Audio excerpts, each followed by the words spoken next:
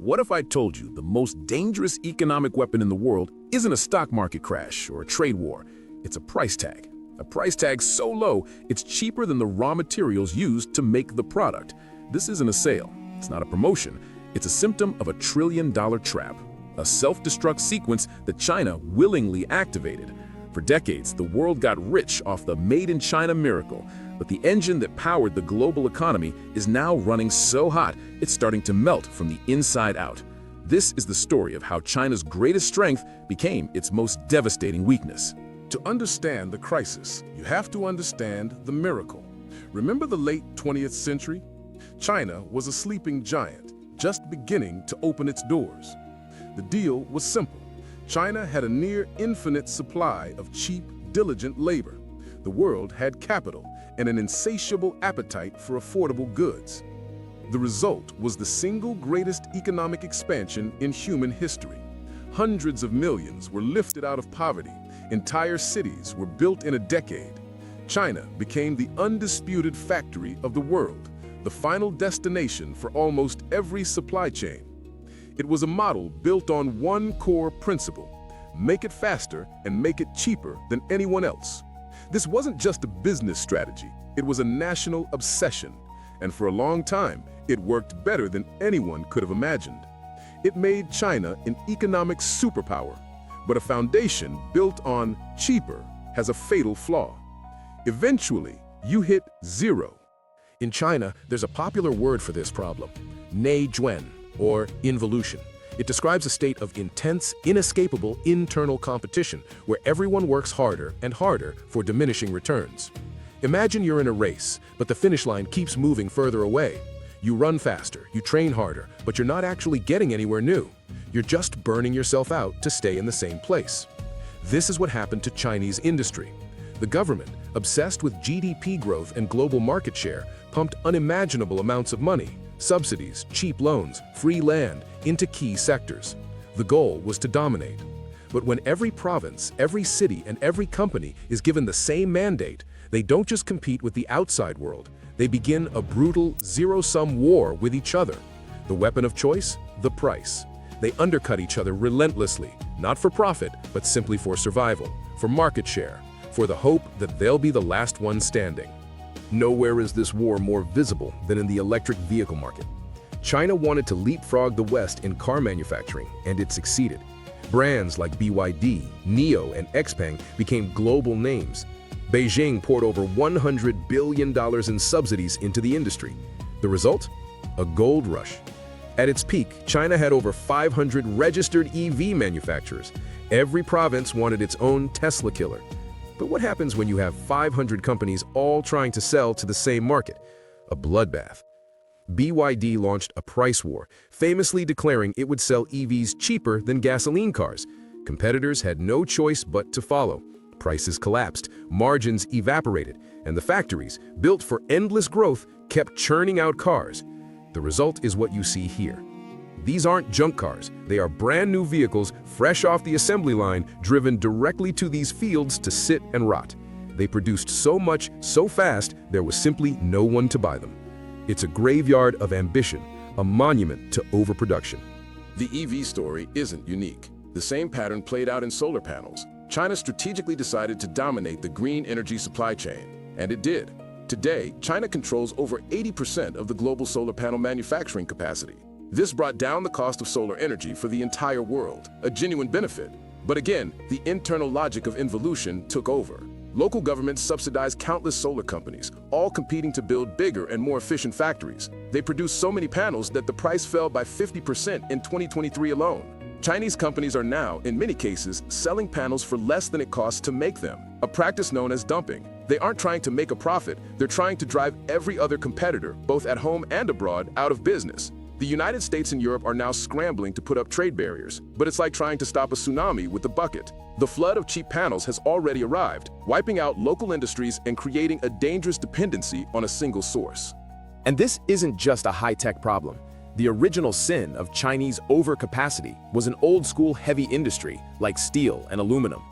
For decades, China's insatiable construction boom soaked up all the steel it could produce.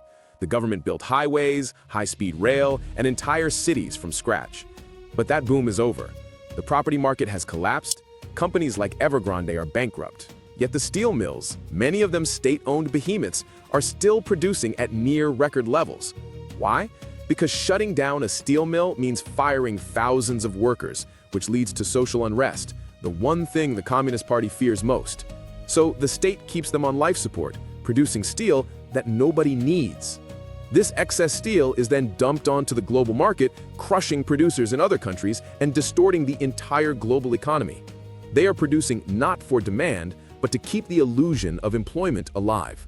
The obvious solution to overproduction is to get your own people to buy the excess stuff. But why isn't that happening? Because the Chinese consumer is in crisis. The very model that prioritized production over everything else suppressed wages for decades. The social safety net is weak. Healthcare and education are huge expenses that families must save for.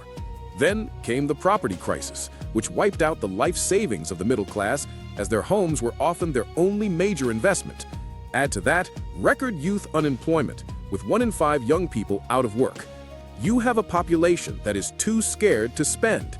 They see the cheap cars, the cheap electronics, but they don't have the job security or the confidence in the future to buy them. China built a factory for the world, but it forgot to build a marketplace for its own people. This is the heart of the trap. They can produce everything, but their own citizens can't afford to be the consumers of last resort. So, if you can't sell it at home and you can't stop making it, what do? You export the problem. This is China's current strategy. They're attempting to flood the global market with their low-cost oversupply of EVs, solar panels, batteries, and steel. This isn't normal trade. It's a desperate attempt to offload a domestic crisis onto the rest of the world. And the world is starting to push back. The United States just slapped a 100% tariff on Chinese EVs. The European Union is launching its own anti-subsidy investigations. Even developing countries like Brazil and India are raising alarms. They see this for what it is, a threat to their own nascent industries. China's overcapacity is no longer just an economic issue. It's a major geopolitical flashpoint. It's putting Beijing on a collision course with nearly all of its major trading partners, simultaneously. So why don't they just stop? Why not let the unprofitable companies fail and restructure the economy? Because the Chinese Communist Party's legitimacy is built on a single promise: delivering economic growth. For decades, the implicit social contract was, we will make you prosperous and you will not ask for political freedom. A major economic slowdown, mass layoffs, and corporate bankruptcies would shatter that contract. It could lead to the one thing the party fears above all else: widespread social instability. The leadership is trapped in a feedback loop. They need to report high GDP numbers to prove their model is working. The easiest way to juice GDP is through industrial output and investment, even if that output is unprofitable and nobody buys the product. It's an addiction to a broken model, because the pain of withdrawal is seen as too great a political risk to take. What this creates is a dangerous deflationary spiral. When you have too many goods chasing too few buyers, prices fall. This is deflation, and it's poison for an economy. For consumers, it makes them delay purchases. Why buy a car today when it will be even cheaper next month? For companies, falling prices crush their profits. They can't afford to invest, innovate, or raise wages. They might even have to cut salaries or lay people off. This, in turn, further weakens consumer confidence in spending, causing prices to fall even more. It's a vicious cycle that is incredibly difficult to escape. Japan fell into a similar trap in the 1990s and experienced decades of economic stagnation. But China's situation is arguably more dangerous. Its economy is far larger and more globally integrated, and its debt levels are astronomically higher. Is there a way out? Economists say yes, but it requires a painful and politically difficult pivot. China needs to shift its focus from production to consumption. It needs to build a real social safety net, robust unemployment benefits, affordable health care, and a reliable pension system so that its citizens feel secure enough to spend their money. It needs to stop favoring state-owned industrial giants and allow the private sector and small businesses, which are better at creating jobs, to thrive. It needs to accept a period of lower but higher quality GDP growth. In short, It needs to fundamentally rewire the entire economic model that made it successful for the past 40 years. The problem is that this would mean giving up a huge amount of state control over the economy, something the current leadership seems completely unwilling to do. This isn't just China's problem. The entire world is connected to this factory. For decades, we benefited from the low prices. Our inflation was kept in check by a steady stream of affordable Chinese goods. But now we face the consequences of that dependency. The flood of below-cost exports threatens to hollow out our own strategic industries. If our domestic solar or EV manufacturing is wiped out, we become entirely dependent on a single state-driven competitor.